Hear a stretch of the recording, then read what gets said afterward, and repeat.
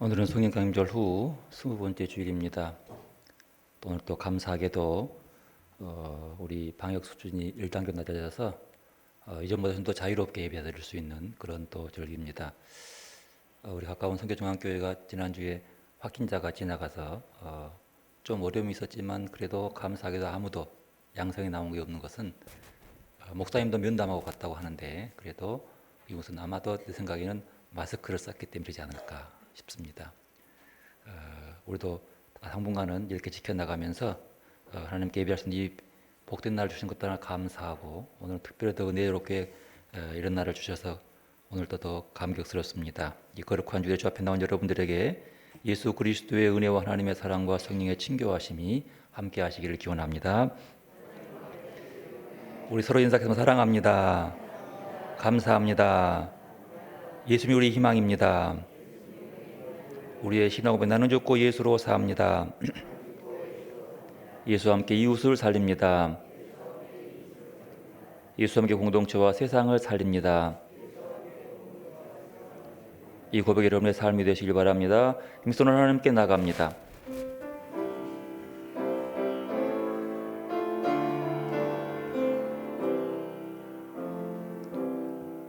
주께와 엎드려 경배드립니다. 주 계신 곳엔 기쁨 가득 못 가도 누구 와도 바꿀 수 없네. 예배드림이 기쁨 됩니다.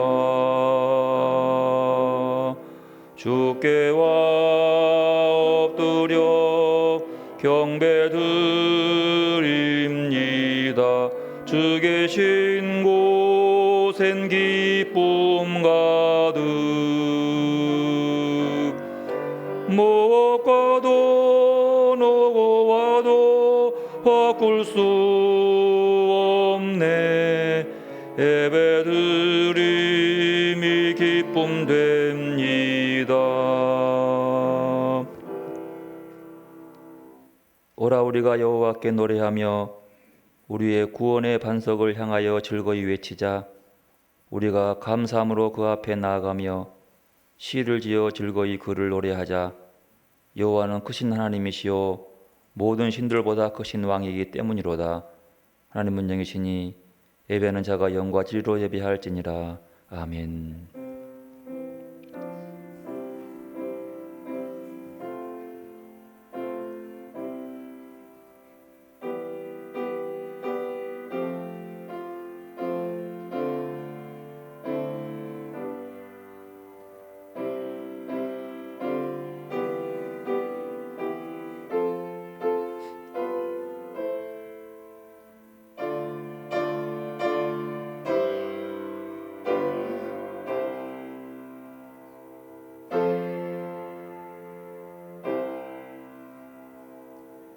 마음이 상한 자를 가까이 하시고 충심으로 통회하는 자를 구원하신 하나님, 저희의 작은 신음에도 귀를 기울이시며 환난과 고통 중에서 건져주시는 그 크신 은혜로 살게 하시고 안식할 수 없는 저희들을 그 넓은 품으로 품으셔서 안식케 하시고 인도해 주신 은혜에 감사를 드립니다. 오늘도 그 감사함으로 하나님의 성 곧 지존하신 성소로 나와 영광 중에 거하시는 주님을 찬미케 하시니 감사를 드립니다. 감사한 마음으로 주님 앞에 나온 저희가 입술로는 찬양의 열매를 준비하였으며 마음의 중심으로는 하나님만 의지하는 겸손한 마음을 준비하였습니다. 정성껏 준비한 예물도 기쁨으로 드리기를 원하오니 우리의 몸과 마음이 온전히 산 제물이 되게 하옵소서. 주님, 이런 마음으로 드리는 우리 예배를 받아주셔서 이 예배를 통해 우리 영혼이 기뻐하게 하시고 영광스러운 주님을 대하는 감격이 넘쳐나게 하옵소서. 우리의 찬양과 기도를 기쁘게 연락하시는 주 예수님의 이름으로 기원하옵나이다. 아멘. 찬송 620장 찬양합니다.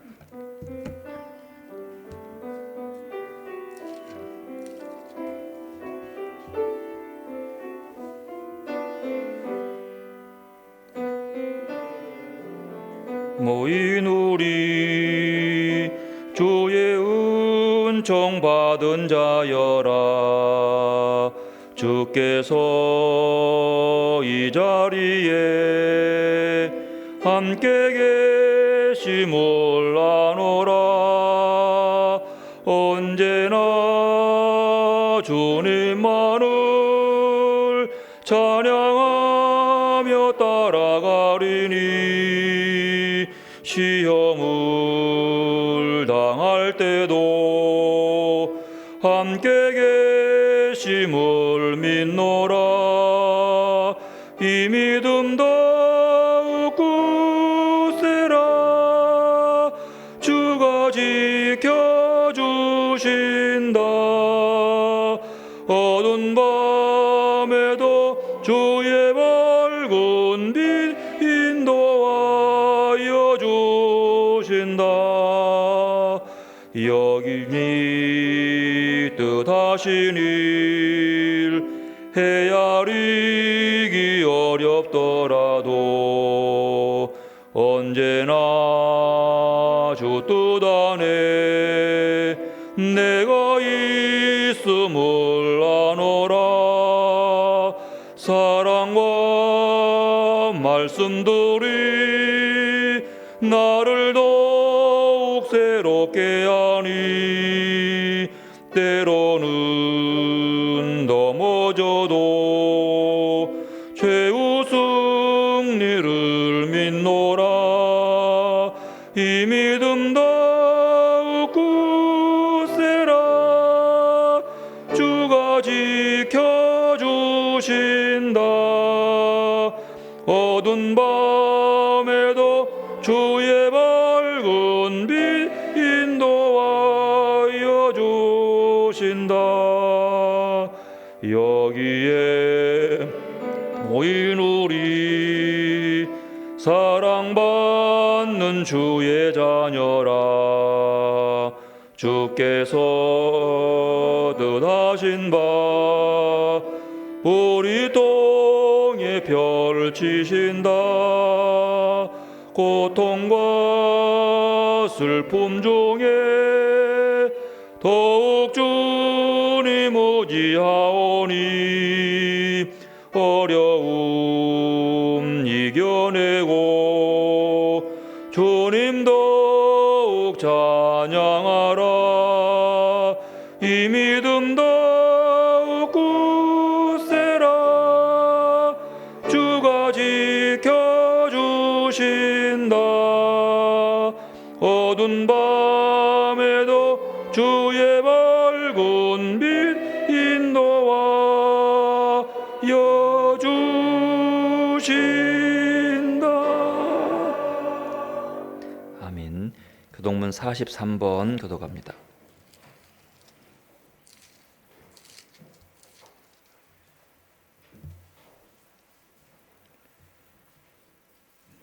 여호와께서 다스리시니 만민이 떨 것이요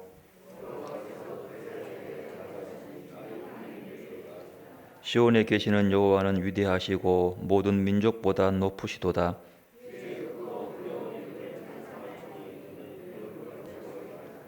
능력 있는 왕은 정의를 사랑하느니라. 주께서 공의를 견고하게 세우시고 너희는 여호와 우리 하나님을 높여 그의 발등상 앞에서 경배할지어다. 그의 제사장들 중에는 모세와 아론이 있고 그의 이름을 부르는 자들 중에는 사무엘이 있도다. 여호와께서 구름 기둥 가운데서 그들에게 말씀하시니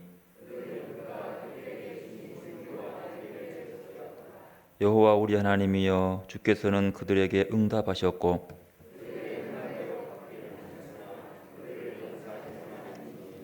너희는 여호와 우리 하나님을 높이고 그 성산에서 예배할지어다. 아멘. 참여드리겠습니다.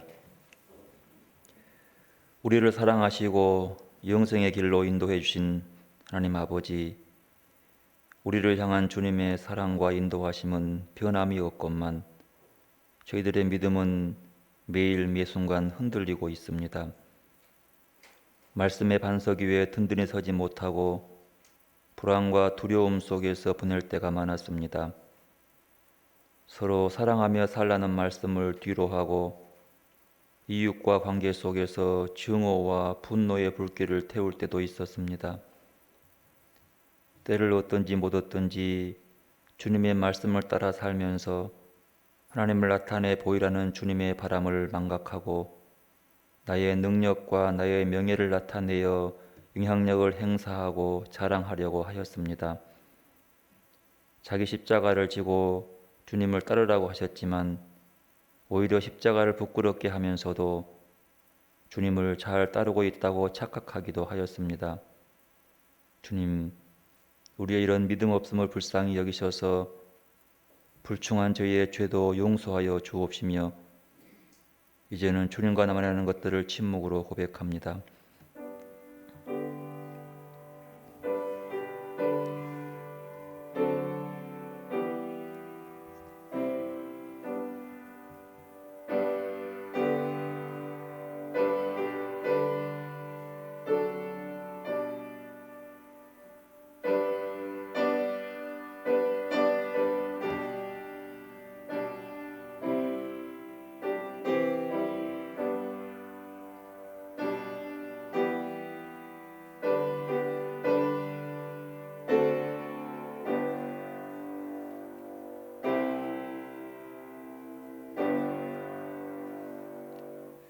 너희는 내 목소리를 순종하고 나의 모든 명령을 따라 행하라.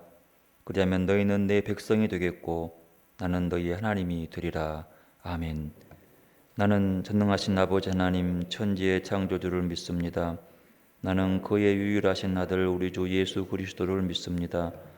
그는 성령으로 잉태되어 동정녀 마리아에게서 나시고 본디오 빌라도에게 고난을 받아 십자가에 못 박혀 죽으시고 장사된 지 사흘 만에 죽은 자 가운데서 다시 살아나셨으며 하늘에 오르셔 전능하신 아버지 하나님 우편에 앉아 계시다가 거기로부터 살아있는 자와 죽은 자를 심판하러 오십니다.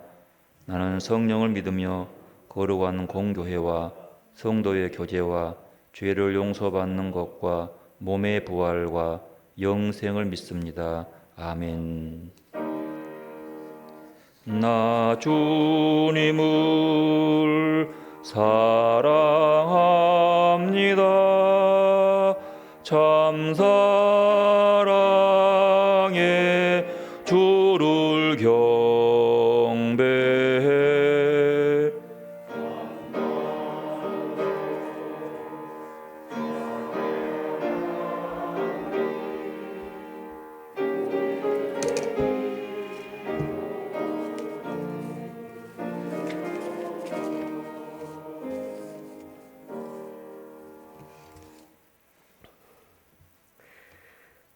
하늘에 계신 아버지 하나님, 모든 순간순간마다 사랑으로 우리를 지켜주시는 하나님 아버지께 마음과 뜻과 정성을 모아서 감사와 찬양을 올려드리오니 홀로 영광 받으시옵소서. 하나님 아버지, 오늘 주의 날을 선물로 주시고 오늘 우리가 살아가야 할 이유를 알게 하시니 감사합니다. 저희들이 마음껏 찬양하고 기도할 수 있는 성전 주심을 감사드립니다. 기쁨 있는 교회 공동체를 허락하시고 교회의 일원으로 교회를 섬기게 하시니 감사드립니다. 보이지 않는 질병의 공포의 대상이 되고 있는 코로나19가 극성을 부려서 세계 각국이 힘들고 우리나라와 그리고 많은 교회들이 어려움을 겪고 있으나 우리나라를 사랑하시고 의료진과 관계자들에게 지혜와 총명을 주셔서 잘 대처하게 하시고 특별히 우리 기쁨 있는 교회 성도들을 무탈하게 지켜주심을 감사드리며 코로나19가 완전히 퇴치되는 날까지 우리 교회 성도들과 가족들을 지켜주시고 보호하여 주시기를 원합니다. 오늘 또 건강을 잃어버리고 병원에서 요양원에서 질병으로 고통스럽게 힘들어하는 많은 사람들이 있으나 저희들에게 건강 주셔서 교회 나와서 성도들과 함께 기쁨으로 하나님 아버지께 예배드리고 찬양할 수 있게 하시며 성도들을 만나게 하시니 감사드립니다. 하나님 아버지, 이 나라 이 민족을 위하여 기도합니다. 이 나라를 치리하는 위정자들에게 당리 당략을 떠나 하나님을 경외하는 마음으로 국민을 위한 정치를 하게 하시고, 공산주의인 북한이 전쟁이 아닌 대화로 모든 문제를 해결하게 하므로 이 땅의 평화가 정착되게 하여 주시기를 간구합니다. 하나님 아버지, 우리 기쁨 있는 교회를 위하여 기도합니다. 하나님의 크신 은혜와 사랑 가운데 우리 기쁨 있는 교회가 설립되어 10년 동안 하나님의 크신 은혜와 사랑 가운데 큰 대과 없이 보호하여 주시고 함께하여 주심을 감사드립니다. 지난 10년의 세월을 돌아보면 우리 교회가 하나님께 잘했다 칭찬받을 만한 교회였는지 자신도 없지만은 부끄럽기 짝이 없습니다. 하나님 아버지, 2020년이 이제 2달이 남아 있는데 2021년을 기도하는 가운데 하나님의 뜻에 합당한 계획을 잘 준비하여 하나님께 영광과 찬송을 올려드리는 교회되게 인도하여 주시기를 원합니다. 무엇보다도 바라기는 살아있는 교회 되기를 원합니다. 예배가 살아있는 교회 되기를 원합니다. 목사님과 성도들이 매 예배 때마다 한 마음과 한 뜻으로 마음을 모아 예배 드릴 때에 성령 하나님의 감화 감동으로 하나님께 영광과 찬송을 올려드리며 저희들에게는 은혜가 되는 예배가 되게 하시옵소서. 교회 교육에 살아있는 교회 되기를 원합니다. 차세대에 나라와 교회를 하나님의 뜻에 합당하게 나라와 민족을 이끌어 나갈 인재를 양육하고 교육하여 하나님의 일꾼을 세우는 일에 최선을 다하는 교회 되게 하여 주시옵소서. 전도가 살아있는 교회 되기를 원합니다. 주님께서는 우리에게 땅끝까지 말씀을 전하라고 하시고 나가서 예수님의 제자 삼으라고 사명을 주셨지만 우리 교회와 성도들이 이 일을 게을리 했음을 시인하지 않을 수 없습니다. 2021년에는 내 주변의 일가 친척들과 친구들, 그리고 이 모양 저 모양으로 관계를 맺고 있는 사람들에게 전도하는 저희들 되게 인도하여 주시옵소서. 친교가 살아있는 교회 되기를 원합니다. 성도들 간에 서로의 단점을 발견하고 흉보고 수근수근하고 끼리끼리 모여서 마음에 상처를 주는 말을 하는 자들이 아니라 성도들이 어렵고 힘들 때에 서로의 필요를 채워주며 하나님의 말씀으로 성도를 세워주고 격려하며 초대교회 성도들처럼 떡을 떼고 마음을 나누는 교회 되기를 원합니다. 봉사와 헌신이 살아있는 교회 되기를 원합니다.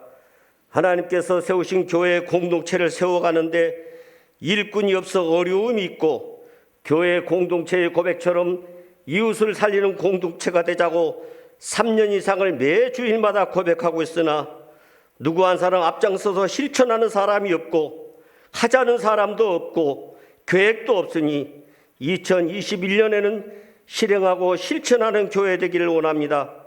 교회의 본질이 회복되는 기쁨 있는 교회가 될 수 있게 인도하여 주시기를 원합니다. 목사님을 통하여 하나님의 말씀을 듣게 하시니 감사합니다. 이 시간 말씀하신 하나님 앞에서 아멘으로 화답할 수 있는 듣는 믿음의 귀를 열어주시고 귀한 복음의 말씀을 듣고 더욱 믿음의 자녀가 되게 하셔서 날 위해 십자가 지신 주님의 크신 뜻을 알게 하셔서 큰 믿음으로 순종하는 저희들 되도록 인도하여 주시옵소서. 아버지께서 말씀 전하고서 세우신 종영원이 필요한 건강과 지혜와 능력으로 덧입혀 주시고 이러한 일들을 잘 감당하고 이끌어 나가고 실천하며 매사에 본보기가 되는 담임 목사님이 되게 하시고 모든 양들을 푸른 초장으로 맑은 물가로 인도하는 데 부족함이 없는 목사님으로 세워주시기를 원합니다. 하나님께서 주시는 달란트로 예배를 돕는 손길이 복되게 하시고 오늘 또 하나님께서 말씀하시고 들에 핀 백합화도 공중에 나는 새도 하나님께서 친히 기르시고 입히시고 간섭하고 계시는 존귀하신 예수님의 이름으로 기도드립니다. 아멘.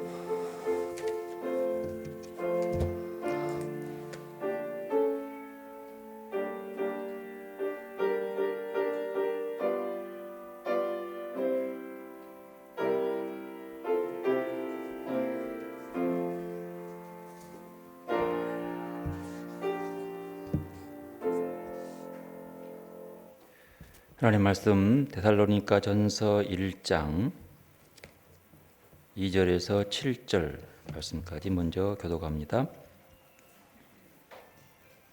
데살로니가 전서 1장 2절에서 7절 말씀입니다. 우리가 너희 모두로 말미암아 항상 하나님께 감사하며 기도할 때에 너희를 기억함은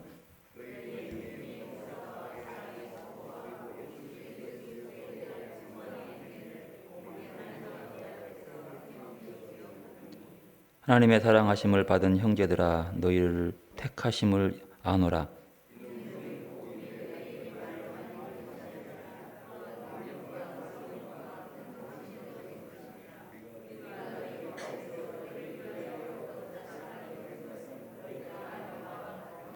또 너희는 많은 환난 가운데서 성령의 기쁨으로 말씀을 받아 우리와 주를 본받은 자 되었으니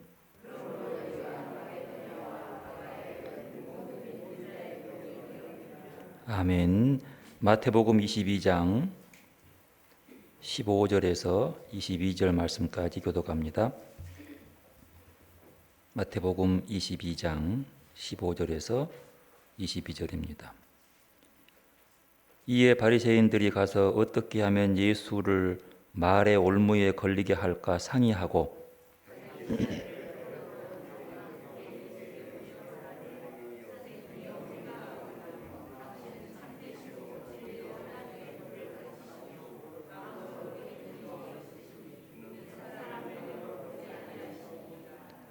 그러면 당신의 생각은 어떠한지 우리에게 이르소서. 가이사에게 세금을 바치는 것이 옳으니까 옳지 아니하니까 하니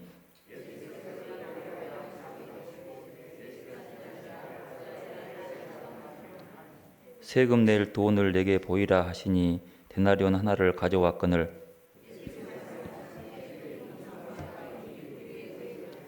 이르되 가이사의 것이니이다.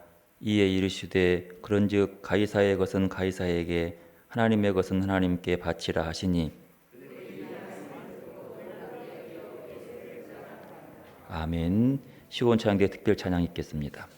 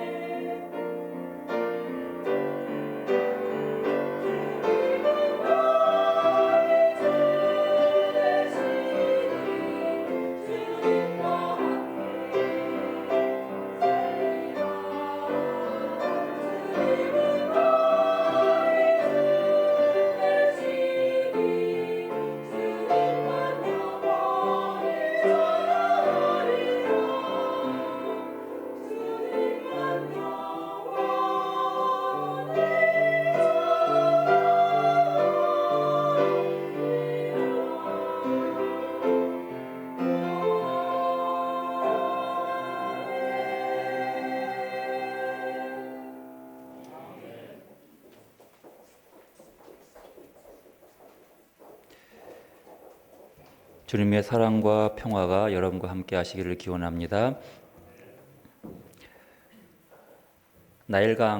이집트 나일강에는 사람을 잡아먹고 그를 위해 눈물을 흘린다고 하는 악어 이야기가 전해옵니다. 여기서 생겨나는 것이 악어의 눈물이지요. 그런데 실은 악어가 큰 먹이를 삼킬 때 삼키면서 눈물샘을 꾹 누르고 자극을 해서 그 눈에서 눈물샘을 자극하니까 눈물이 새어나오는 것을 언뜻 보면 잡아먹히는 동물이 불쌍해서 흘리는 것처럼 보여서 생긴 이야기라고 합니다. 그래서 악어의 눈물은 거짓 눈물, 꾸민 눈물, 술수로 뒤를 감춘 채 남을 속이려는 눈물로 상징합니다. 이와 관련해서 고대 이집트의 전설에서 유래된 악어의 논법이란 것도 생겼습니다. 악어의 논법, 이거에 근거해서요.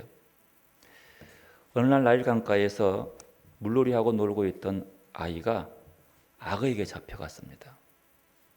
이 광경을 지켜보고 그의 부모가 악어한테 빕니다. 제발 돌려달라고, 우리 아들만은 돌려달라고. 그때 악어가 나와서 이렇게 말합니다. 그러면 내가 묻는 말에 정답을 말하면 내가 아이 돌려줄게 라고 얘기하면서 내가 이 아이를 너희들한테 돌려주겠니? 안 돌려주겠니? 라고 물었습니다. 물론 악어의 마음은 전혀 돌리고 싶은 마음이 없는 거예요. 만약에 돌려주지요 라고 대답했다라면 악어는 틀렸어 라고 잡아먹을 거예요. 안 돌려주지요 라고 얘기하면 나 돌려주려고 했는데? 이렇게 하면서 잡아먹을 작정이었습니다. 이것을 악어의 논법이라고 한답니다. 요약하면 악어의 논법이란 자기 위주의 궤변을 얘기하는 거예요. 악어가 그런 문제를 낸 것은 아이를 잡아먹기 위한 속임수일 뿐이라고 하는 겁니다. 물론 악어가 잡아먹고 말 거라는 속셈을 눈치채고 맞는 답을 할지라도 또 다른 궤변을 쫙 늘어놓으면서 잡아먹을 그럴 것이죠. 결국 이 악어의 눈물과 악어의 논법은 하나의 상징적으로 사람들이 살아가면서 사람들이 내놓은 얘기와 같은 거죠. 사람들의 삶이 일어나는 것들이죠. 그런데 성경에도 이 악어처럼 자신의 속셈을 숨기고 외식과 위선과 거짓으로 살아가는 사람들이 있습니다. 그 사람들은 예수님의 말씀과 예수님의 행적을 통해서 나타난 하나님의 사랑을 거부하고 마침내 예수를 십자가에 못 박아 죽여버리고 맙니다.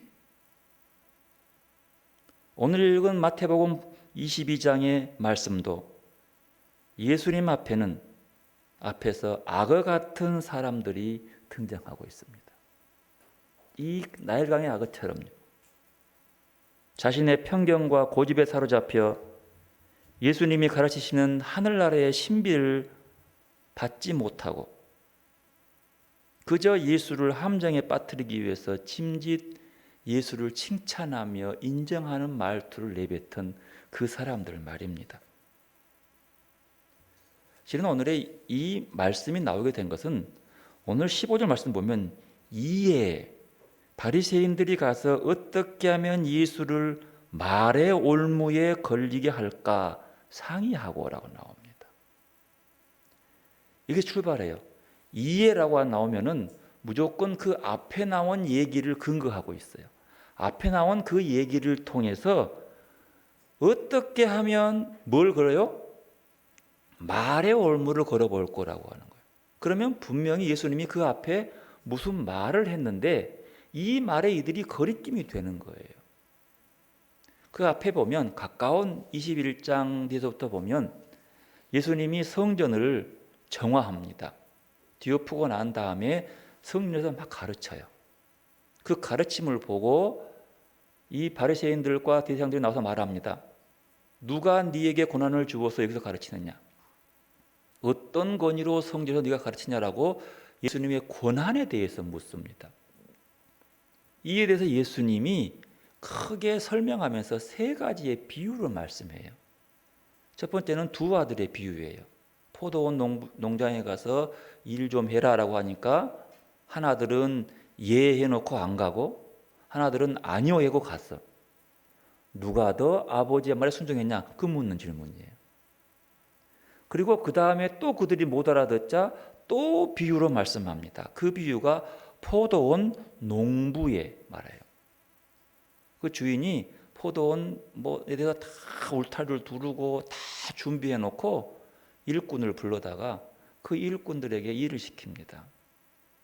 그리고 거둘 때가 되어서 그 포도의 열매를 거두고 난 다음에 그러면 품삯을 나누어 주고 주인의 몫을 가져오기 위해서 종을 보냈는데 그들이 오히려 온 종을 두들겨 패고 보내요. 그리고 4번이나 보내도 안 오니까 그들은 아들을 보냅니다. 아들을 보내면 이들이 아니겠지라고.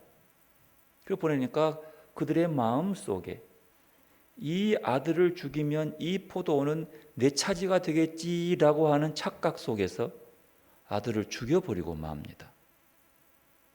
이 비유를 듣고 난 다음에 바리새인들과 대제사장들이 모여서 어떻게 하면 예수를 죽일 거라고 공리를 해요.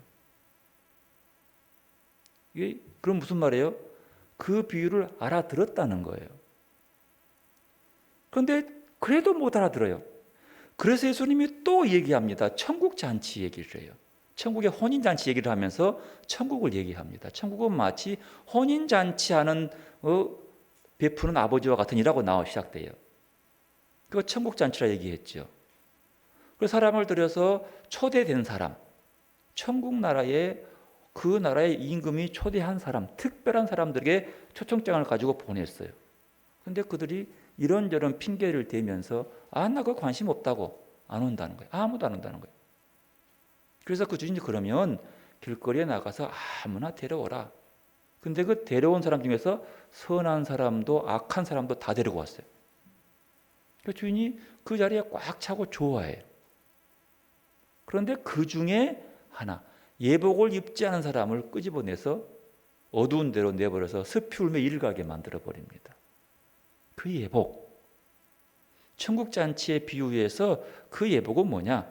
초대를 받았다 할지라도 그 옷이 없는 것, 주인이 준 옷을 입지 않고 지가 좋아하는 옷을 입고 참여하는 자는 쫓겨난다는 거죠. 그 옷이 뭐냐? 바로 믿음의 옷, 회개의 옷, 거듭남의 옷, 겸손의 옷, 온유의 옷, 끝없는 성실함의 옷, 의로운 옷, 이런 옷을 입지 않는 자가 그 자리에 오는 것은 쫓겨난다는 얘기죠. 그 비유로 말씀했어요. 지금 여기까지 보면 이미 그 얘기를 듣는 사람은 누구를 대해서 얘기하고 누구의 문제가 있는지를 밝히는 거예요. 그리고 그 비유는 그 비유를 듣고 깨닫고 돌아오라는 데 의미가 있습니다. 그런데 그런 의미가 있는데 그 말귀를 잘 알아들었던 바리새인들이 고민에 빠진 거예요. 이걸 가만 놔두면 그 예수의 비유의 말이 진리가 돼서 사람들이 알고 자기들을 무시할 것 아니냐. 종교적으로 가지고 있는 기득권도 약화될 것이고 명망과 자기 명예도 사라지게 될 것이고 두려운 거예요. 내 기득권 다 뺏겨버리면 지금까지는 자기의 가르치고 자기의 해석과 율법적인 삶이 권위가 되어서 어쨌든 명망 있는 사람으로 명칭까지 갖고 있는 사람들인데 근데 그들이 예수의 말이 진리가 되어버리면 이건 문제가 있는 거예요. 그러니까 그 말에 흠을 잡아야 돼요. 예수의 하는 가르침에 뭔가 그의 인격적 흠, 말에는 안 되니까 그의 어떤 과거를 들고 나와가지고 따지기 시작하는 거예요. 저건 요셉의 아들이고 아이고 저 있잖아 뭐 나사렛 출신이잖아 이렇게 뭔가 뒷조사를 해가지고 잡힌 거 있으면 이것을 부풀려서 그를 매장시킬 수밖에 없는, 그래야 자기가 살다 생각하는 거죠. 그래서 그들이 말의 올무를 걸려고, 트집 잡으려고, 말 꼬투리를 물어서 흠집 잡으려고 그들이 모여서 상의를 합니다. 어떻게 하면 이 사람의 말을 실수하게 만들까? 이거 올무라고 하는 것은 아직 아니에요. 어떻게 해서 말을 실수하게 해서 그걸 흠잡아서 얘 완전히 그거 하나 가지고 그 사람을 매장시킬 수밖에 없는, 그래야 자기가 사는 것이라 믿는 거거든요. 그래서 그들이 모여서 말에 올무를 걸려고 하는 겁니다. 어떻게 하면 헐들을 뜯을 수 있는 꼬투리를 잡는 거죠. 자기도 들어보니까 예수의 말이 맞아요. 그 비유로 충분합니다. 사람들이 자기들보다 예수의 말을 더 잘 들으니 배도 아파요. 괜히 자기들을 비웃는 것 같고, 자기들의 말을 아이고 이렇게 손가락 잡는 것 같고, 그래서 올무를 만든 거죠. 근데 여기서 재밌어요. 올무를 만드는데 자기 혼자 하는 것보다도 헤롯 당원들, 헤롯은요, 헤롯 안티파스를 중심으로 정치적인 권력을 가진 사람들이에요. 그 당원들이에요. 그쪽 당. 요즘 말로 하면 여당들이요. 그들과 잡는 거죠. 이게 아주 못된, 우리말로 하면 친일파들이 자들고 있는 사람들과 붙잡은 사람들이에요. 이런 모습이죠. 로마의 황제에 굴복하면서 그 나라의 사람들의 말에 순종하는 왕 밑에 그 당들, 그 편든 당들과 손을 잡는 겁니다. 16절, 자기 자들을 헤롯 당원들과 함께 예수께 보내어 말하되, 이렇게 나옵니다. 이건요, 사람이 자기 욕망과 자기 기득권을 지키기 위해서도 적과 손을 잡고 덤비는 경우입니다. 이것을 야합이라고 그래요. 바리새인들과 헤롯 당의 야합입니다. 여러분, 바리새인들은요, 성전 뜰에 나온 예수를 자기들의 권세와 권력을 통해서도 잡아서 가둘 수 있었어요. 그럴 힘이 있는 사람들이에요. 자기 권력을 가지고 이거 예수 한 명 잡아다 그냥 억누르는 것은 쉬웠어요. 하지만 그럴 수 없는 것이 백성들의 눈이 있는 거예요. 백성들의 눈이 무서워서 못하는 거예요. 그러니까 어쩌면 자기들은 저를 잡아서 가만두고 싶지 않는데, 죽이고 싶은데 백성들의 동의를 구해야 되는 거죠. 바리새파가 있는데 이것으로 부족해요. 그러니까 자기와 적대 관계에 있는 헤롯 당원 손을 잡는 거예요. 묘를 얻기 위해서, 표 얻기 위해서요. 이걸 야합이라고 그래요. 그건 오래 못 갑니다. 연합합니다. 당시 바리새인과 헤롯 당원들은요, 종교적으로 정치적으로 전혀 상반되는 이념을 가진 집단들이었습니다. 바리새인들은 이념적으로 반정부적이었습니다. 이것은 로마에 섭정하는 곳이니까 당연히 바리새인들은 율법을 통해서 말씀을 반대하죠. 거기에 극적으로 반대하는 독립운동가 그룹들이었습니다. 그리고 바리새인들은 반로마적이었습니다. 반대로 헤롯 당원들은 당시 정부와 로마와 결탁해서 상대적 이득을 누린 사람들이었습니다. 세금 얘기를 할 때에도 헤롯 당원들은 인두세를 강하게 주장하는 사람들이었습니다. 그런데 이들이 죽어도 연합될 수 없는 거예요. 둘 중에 하나가 죽어야만 하나가 되는 그런 사람들이죠. 그런데 예수를 죽이려고 음모를 꾸밀 때는 하나가 됩니다. 야합이 되는 거예요. 놀라운 일입니다. 그리고 나서 이들이 상의한 다음에 예수께 나와서 아주 예의를 갖추면서 은큼한 속내를 드러냅니다. 16절 하반절, 선생님이여, 우리가 아노니 당신은 참되시고 진리로 하나님의 도를 가르치시며 아무도 거리끼는 일이 없으시니 이는 사람을 외모로 보지 아니함이니이다. 예수를 제대로 보고 있는 겁니다. 마음에도 없는 예수에 대한 칭찬을 늘어놓습니다. 여러분, 이것을 위선이라고 그래요. 그들의 마음속에는 예수에 대한 불신이 가득 차 있습니다. 이런 경우가 우리 주변에도 많이 있지요. 마음에 없는 칭찬을 통해 상대방을 올무에 걸리게 하거나 자기 유익을 챙기려는 술책으로, 대개 이런 사람들은 상대의 약점을 잡으려는 수작을 부려요. 진정성 전혀 없어요.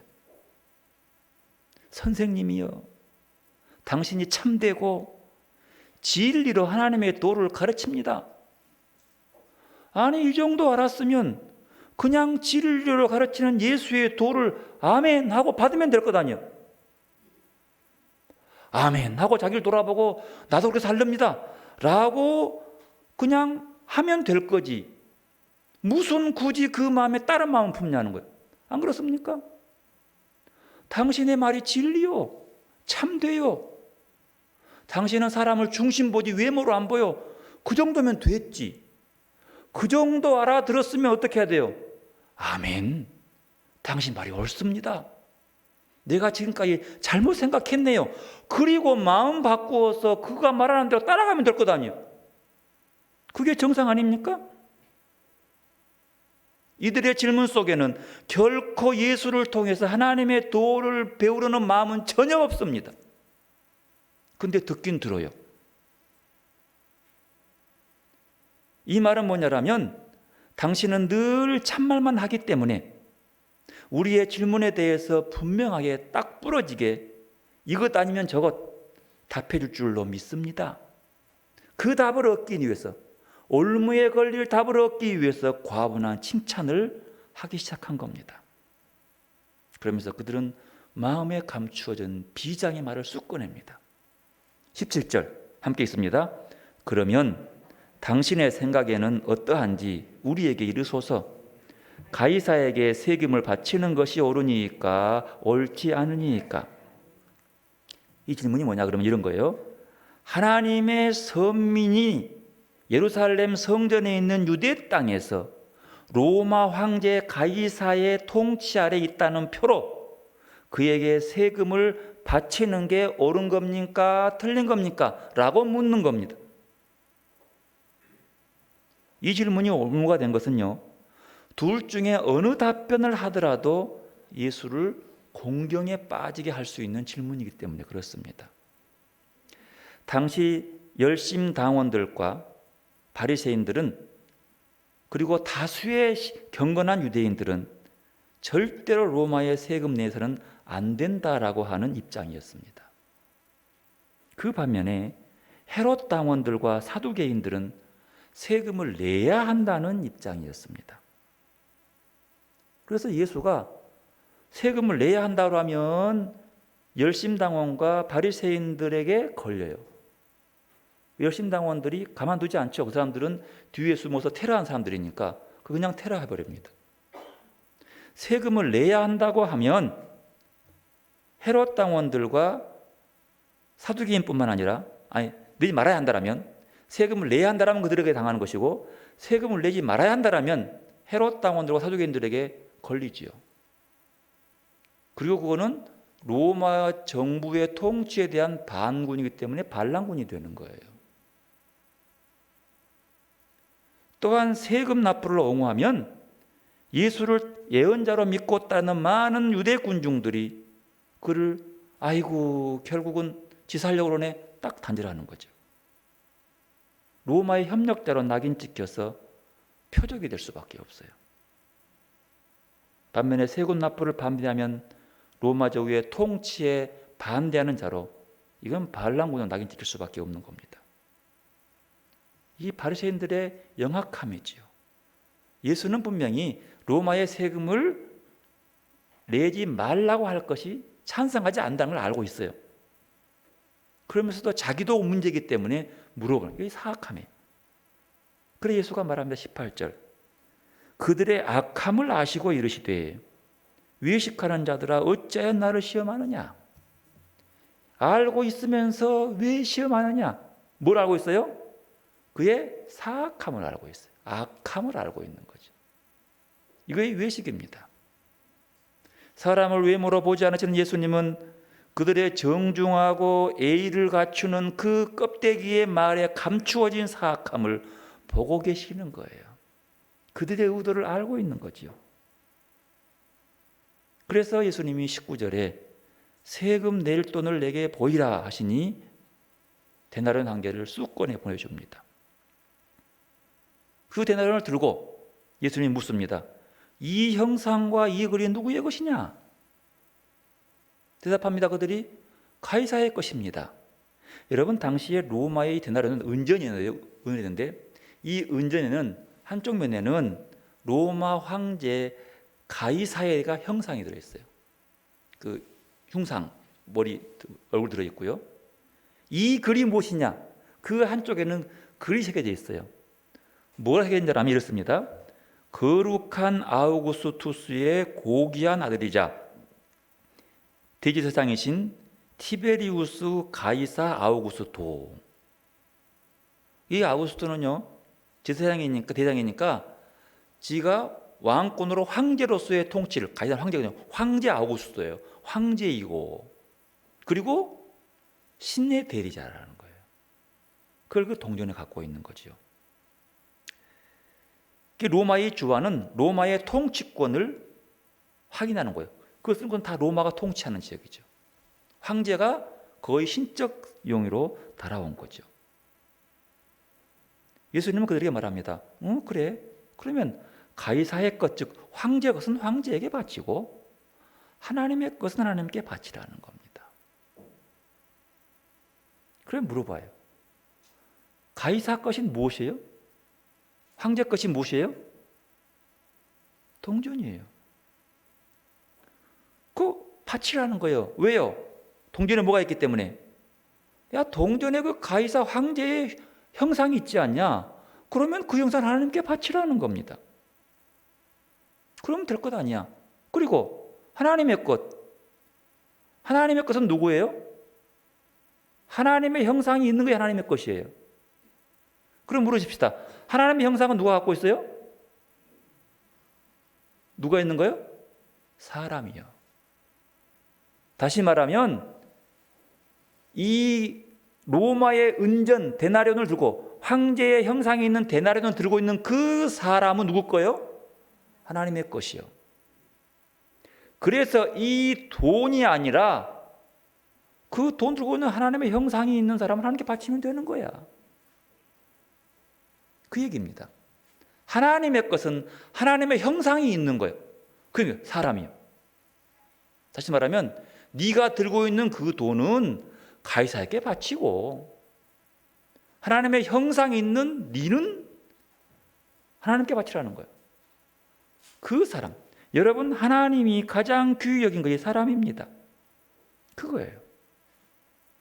근데 보십시오. 이렇게 나와요.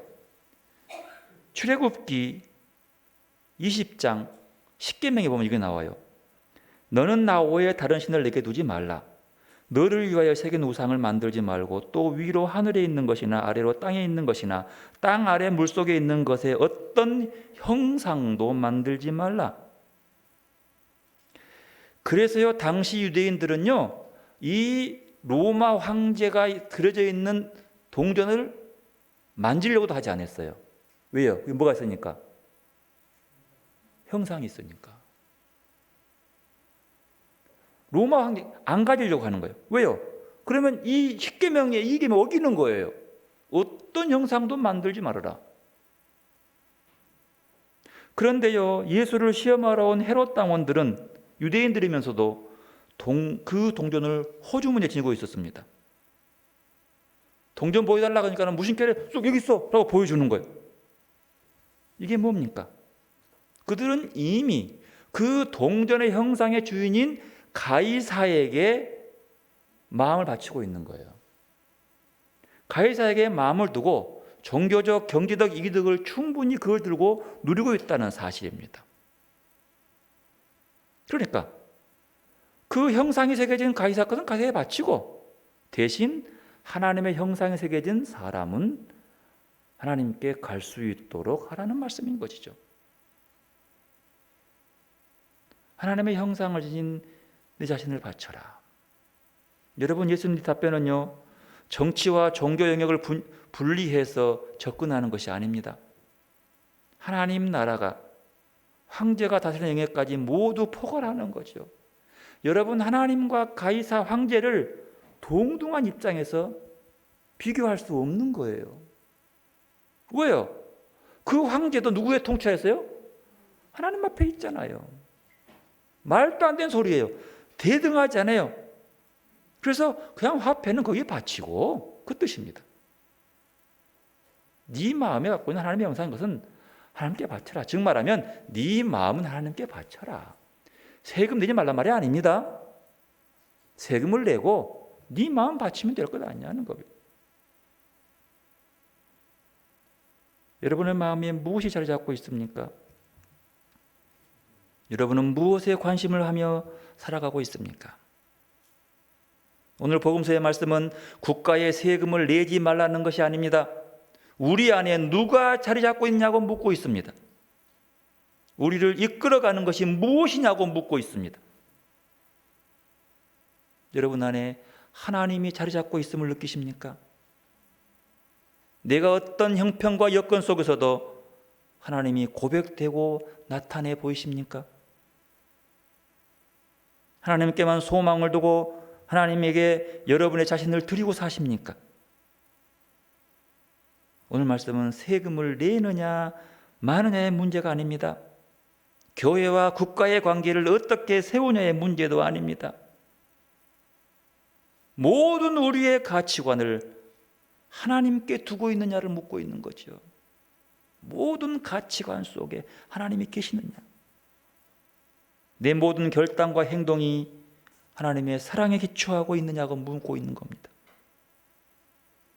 내가 좌익으로 살든 우익으로 살든 보수적으로 살든 진보적으로 살든 내가 자유민주주의를 신봉하든 사회주의를 더 우선으로 생각하든 어떻게 사는 것이 어느 편에 서는 것이 중요한 것이 아니라 내 안에 계신 진실하신 하나님의 사랑이 내 행동의 동기가 되고 있냐고 하는 거예요. 예수 믿으면 자유민주주의에 편드는 것이 아니라 예수 믿으면 사회주의를 옹호하고 그 이념을 세우는 것이 아니라 어느 편에 있는 것이 중요한 것이 아니라 어느 편에 있든지 내가 하나님의 사랑 안에서 그 마음으로 하나님의 것들이 튀어나오느냐는 거예요. 그 사랑을 나타내냐는 거예요. 내 안에 뭐가 자리 잡고 있냐고 묻고 있는 겁니다. 자나깨나 내 안에 하나님의 영광을 나타내는 삶, 하나님을 나타내는 겸손과 사람의 모습이 중요하다는 것입니다. 예수는 질문에 좋은 답변하기 위해 고민하지 않았습니다. 어떻게 하면 이 질문에서 내가 헤어나올고 이 고민하지 않았습니다. 이거 옳은데 이것들을 어떻게 하면 혼낼고 이런 생각하지 않았습니다. 예수님은 이런 공경에 빠진 질문 속에서도 어떻게 하면 하나님을 나타낼고 아버지의 사랑을 드러낼고 하나님의 생각과 하나님의 뜻, 하나님의 답변인지 무엇인지를 고민하고 있는 겁니다. 그의 마음속에는 24시간 늘 아버지 하나님만 간직해 있는 거예요.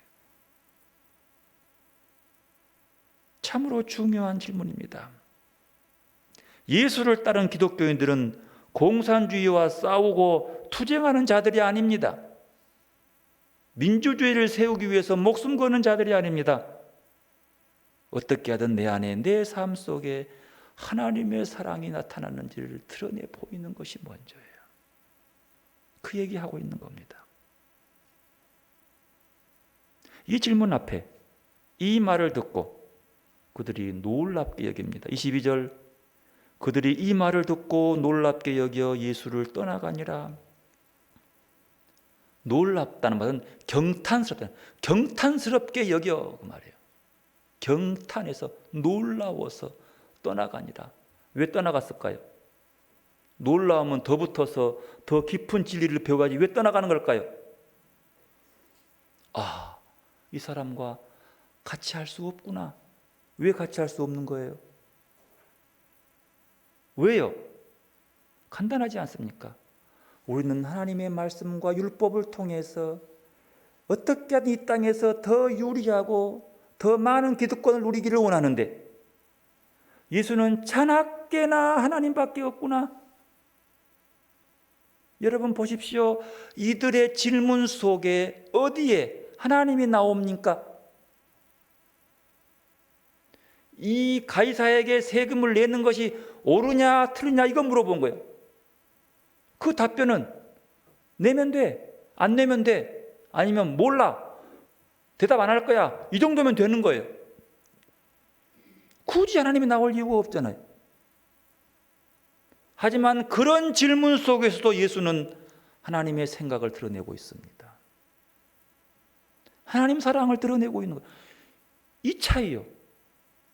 그 사람과 함께 할 수 없는 거예요. 자나깨나 예수는 하나님만 보는 거예요. 온통 예수의 머리를 지배하고 있는 것은 아버지 하나님밖에 없는 거예요. 관심사가 그겁니다. 그런데 예수님은 그 질문에 대해서 오직 하나님의 말씀만 하고 있는 것. 이게 오늘 본문의 중심인 겁니다. 여기서 우리가 보고 있는 것이 무엇입니까? 예수를 지배하고 있는 것은 오직 아버지 하나님 뿐이었습니다. 하나님을 민감하게 의식하고 있습니다. 때를 얻든지 못 얻든지 꿋꿋하게 하나님의 말씀만 전하려고 하고 하나님만 나타내려고 합니다. 바리새인들은 자신들이 하나님의 법에 충실하며 경건한 신자라고 자부하던 이들이었습니다. 그리고 가이사는 황제로서 자신의 백성을 위해 잘 섬기고 이끄는 자라고 생각했습니다.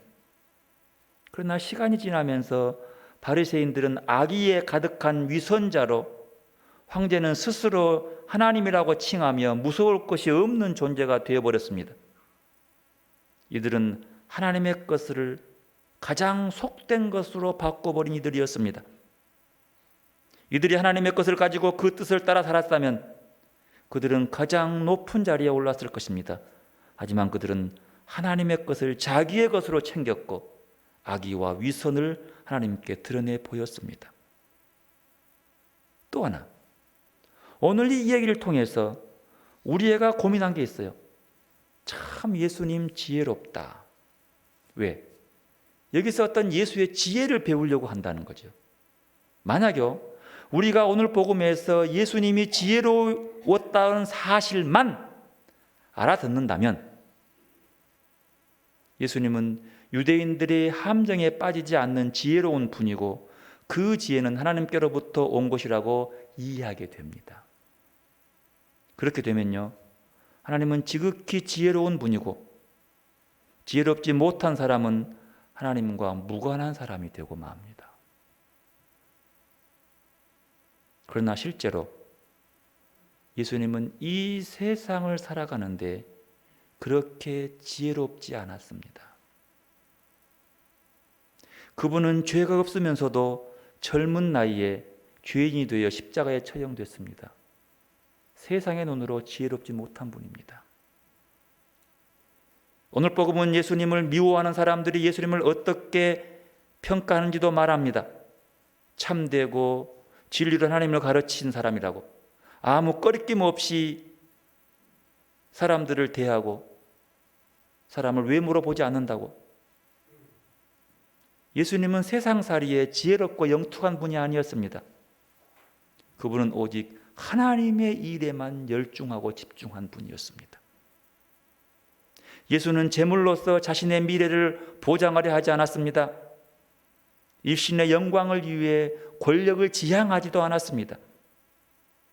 예수는 율법과 제의의 무거운 짐을 지고 허덕이는 이스라엘 백성들에게 그녀의 하나님의 자녀의 삶을 살 수 있도록 수고하고 무거운 짐들아 다 내게로 오라, 내가 너를 쉬게 하겠다라고 말씀합니다. 하나님은 유대인들이 생각하듯이 율법 준수와 재물 봉헌만으로 만나는 분이 아닙니다. 하나님은 당신의 자비로움을 실천하는 사람들 안에 살아 계십니다. 예수님은 그것을 가르치고 실천하기 위해 목숨을 바치셨습니다. 오늘 유대인들이 예수님이 한 질문은 하나님에 대한 것이 아니었습니다. 하나님에 대한 말이 나올 여지가 없는 질문이었습니다. 세금을 내냐 마냐 그것뿐이었어요. 이런 질문 앞에서도 예수는 하나님을 말씀하고 있습니다. 예수님을 지배하고 있는 것, 하나님 생각뿐이었어요. 어떤 여건 속에서도 그렇습니다. 심지어 십자가의 죽음을 앞두고도 예수는 하나님만 생각했습니다. 억울하게 죽임을 당하면서도 예수는 당신을 살려달라고 기도하지 않았습니다. 당신을 죽이는 이들에 대한 분노도 표출하지 않았습니다. 내 원대로 마옵시고 아버지 원대로 하옵소서 라고 기도했고, 아버지 저들을 사하여 주옵소서, 자기들이 하는 것을 알지 못함이니다라고 기도했습니다. 예수를 지배하는 것은 용서와 자비가 풍성하신 자비로운 하나님이었습니다. 예수는 하나님이 사람들의 마음에 살아 계셔야 한다고 믿었습니다. 하나님이 우리 안에 살아 계시면 우리를 지배하는 하나님이 아닌 다른 것들이 물러나게 되는 것입니다. 오늘 데살로니가 전서의 말씀도 그렇습니다. 그 당시 살고 있었던 대부분 사람들은 신격화된 로마 황제를 마음에 두고 살았을 때였습니다. 그때 바울은 말합니다.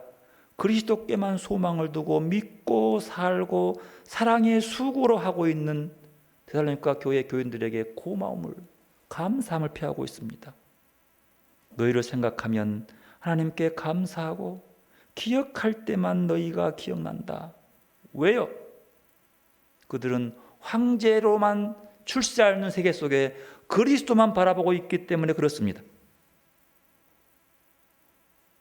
사랑하는 성도 여러분, 신앙과 삶은 결코 분리될 수 없습니다.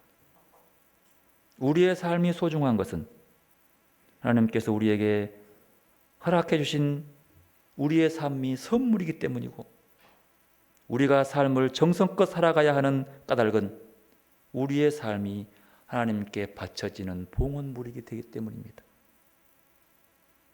예수님은 아버지 하나님의 사랑을 삶의 중심으로 삼고 아버지의 뜻을 모든 것의 기준으로 삼고 살아가는 분이었습니다. 우리도 이 예수를 본받고 닮아가는 거룩한 주의 백성들이 되시기를 바랍니다. 바리새인들처럼 하나님을 알고 공부하고 배우면 배울수록 하나님과 멀어지는 삶이 아니라 신앙의 연도가 깊어질수록 하나님과 가까워지고 자나깨나 하나님만 드러내는 삶으로 살아가는 거룩한 주의 백성으로 성숙하는 성도들이 되시기를 바랍니다. 기도로 나가십시다. 겸손히 우리 마음을 주님께 바라보며 내 안에 거하시는 주님을 맞이하시기 바랍니다.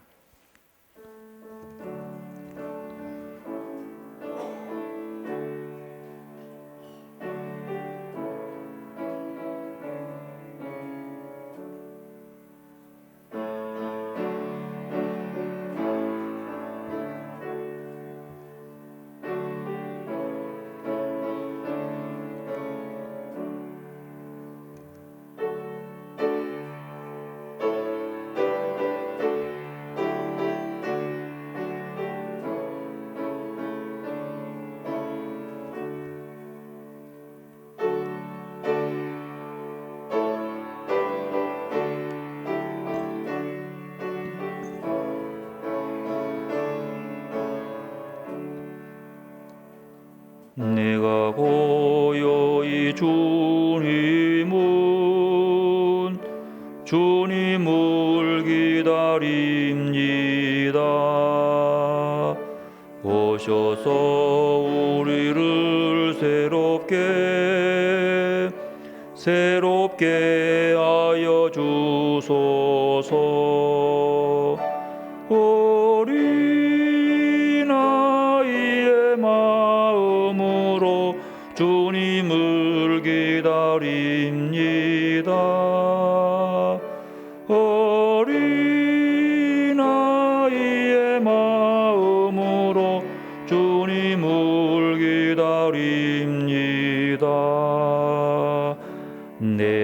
슬프고 고난할 때 주님을 기다립니다.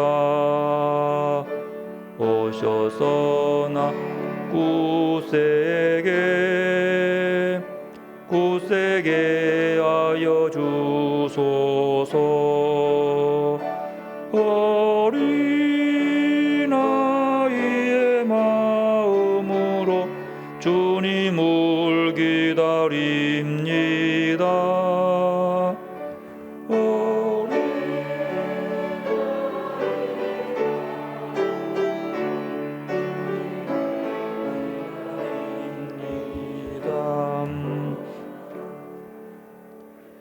우리의 생명이여 부활이신 예수님, 좌절하고 지친 이들을 다시 일으키시는 주님의 손길에 감사와 찬미를 드립니다. 저희가 나약한 인간이기에 넘어지고 또 넘어집니다. 그런 저희가 낙담하지 않게 하시고 다시 일어나 주님께로 향할 수 있는 믿음과 용기의 은총을 더하여 주옵소서.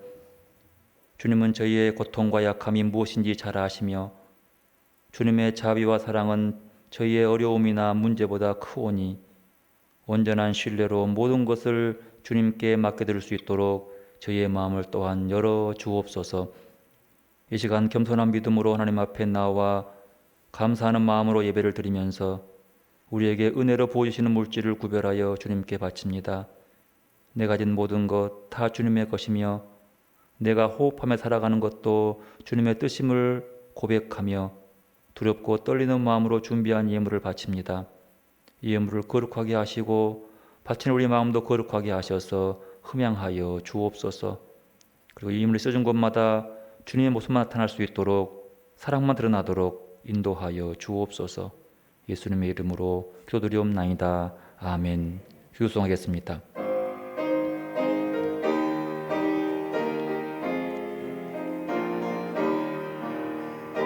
하늘에 계신 우리 아버지, 이름을 거룩하게 하시오며 그 나라 오게 하시오며 그 뜻을 땅에도 이루어 주소서. 오늘날 우리 모두에게 일용할 양식을 주시옵고 우리가 이웃을 용서하듯이 우리의 죄도 용서하소서. 우리를 시험에 들게 마시고 다만 악에서 구하소서. 그 나라 권세와 영광이 아버지께 영원히 싸옵니다. 아멘. 여호와는 내게 복을 주시고 너를 지키시기 원하며 여호와는 그 얼굴로 내게 비추사 은혜 베푸시기를 원하며 여호와는 그 얼굴을 내게로 향하여 두사 평강 주시기를 원하노라. 우리 주님 예수 그리스도의 은혜와 하나님의 사랑하심과 성령님의 교통하심이 하나님이 마련해 주신 주님의 귀한 선물인 삶을 돌아보며 예수님처럼 아버지 하나님의 사랑을 삶의 중심으로 삼고 아버지의 뜻을 모든 것의 기준으로 삼아 정성껏 살아가면서 우리 일생을 하나님께 바쳐진 봉헌이기를 소망하는 주님의 귀한 백성들과 주님의 사랑의 법을 따르고 가르치하는 한국교회와 이 나라와 이 민족 위에 늘 함께 하시기를 축원하옵나이다. 아멘.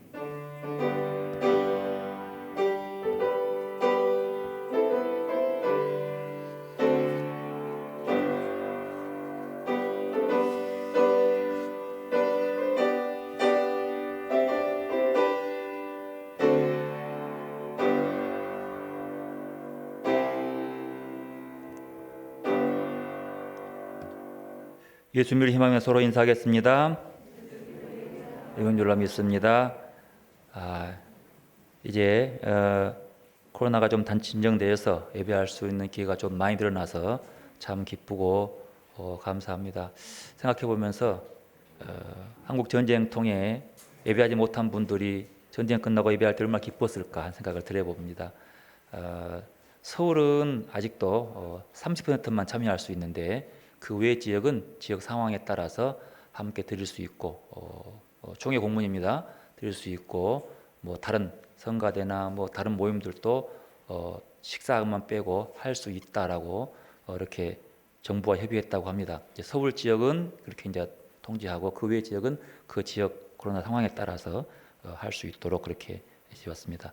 우리도 저 지켜보면서 주변 상황과 함께 어울려서 우리도 전민적으로 다만 예배만큼은 또 다른 모임만큼도 마스크를 착용하고 해야 될 것 같습니다. 함께 주시기 바랍니다. 다음 주 2부 예배 후에 정기 당회로 모이도록 하겠습니다. 지난주 성구함송 빌립보 4장 9절 말씀 함께 합니다. 너희는 내게 배우고 받고 듣고 본 바를 행하라. 그리하면 평강의 하나님이 너희와 함께 계시리라. 아멘. 이번 주는 마태복음 22장 21절 하반절입니다. 그런즉 가이사의 것은 가이사에게 하나님의 것은 하나님께 바치라 하시니 아멘. 말씀드립니다.